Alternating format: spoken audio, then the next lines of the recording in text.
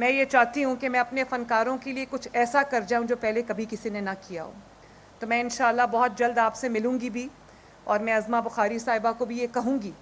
اور مریم اورنگزیب صاحبہ کو بھی یہ کہوں گی کہ آپ کے ساتھ بیٹھیں اور دیکھیں کہ ہم کیا آپ کے لیے کر سکتے ہیں کہ آپ کو یہ احساس ہو کہ آپ نے اپنی زندگیاں جو اپنے فن کے لیے, اپنے ملک کے لیے, اپنے ملک کے عوام کے لیے, ان کی انٹرٹینمنٹ کے لیے وقف کی ہیں, تو ہم بھی تھوڑا بہت آپ کو لوٹا سکیں تاکہ آپ کو یہ احساس ہو کہ ہمیں آپ کی قدر ہے. چلانا, اپنے فیملیز کا, اپنے بچوں کا پیٹ پالنا, اپنے ماں باپ کا علاج کرانا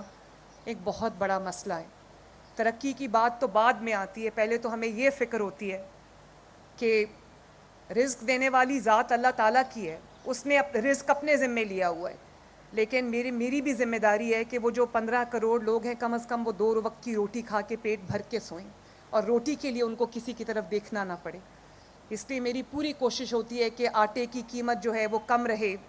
اور جو عام استعمال کی سبزیاں ہیں, باقی چیزیں, ان کی قیمت کم رہے تاکہ کوئی روٹی سے محروم نہ رہے. اور میں ماں باپ سے بھی, جو والدین ہیں, ہمارا کلچر ہے کہ ہم اپنے والدین کا احترام کرتے ہیں, تو میں بچوں سے یہ کہوں گی کہ ہماری ایک مذہبی بھی ذمہ داری ہے, ہمارے کلچر میں بھی ہے اپنے ماں باپ کو عزت دینا, ماں باپ کا احترام کرنا, ان کی بات ماننا, ان کا ادب کرنا. تو جہاں میں بچوں کو یہ کہوں گی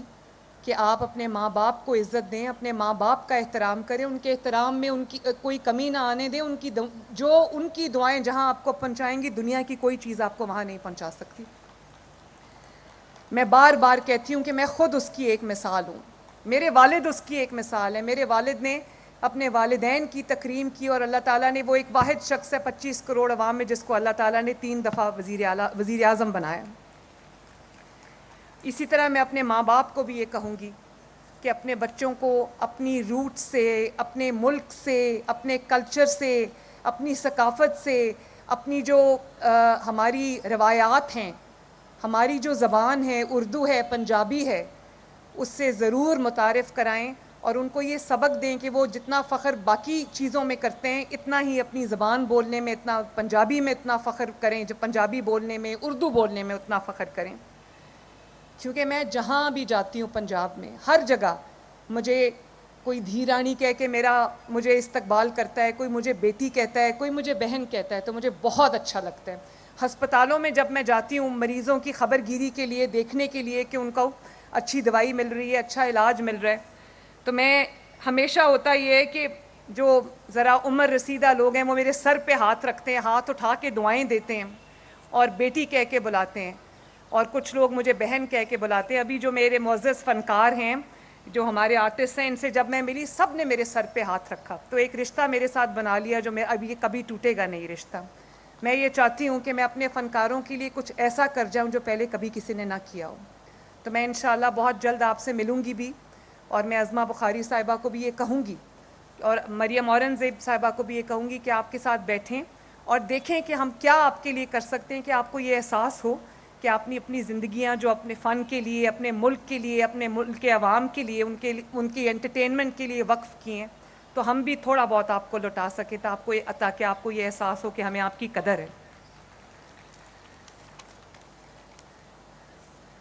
میں چاہتی تو یہ تھی کہ آخر تک بیٹھتی, اتنے اچھے گانے اور اتنا اچھا یہ شو چل رہا ہے, لیکن مجھے کام ہے, مجھے اپنے کام پہ واپس جانا ہے. مجھے آپ سب سے مل کے آج بہت خوشی ہوئی ہے,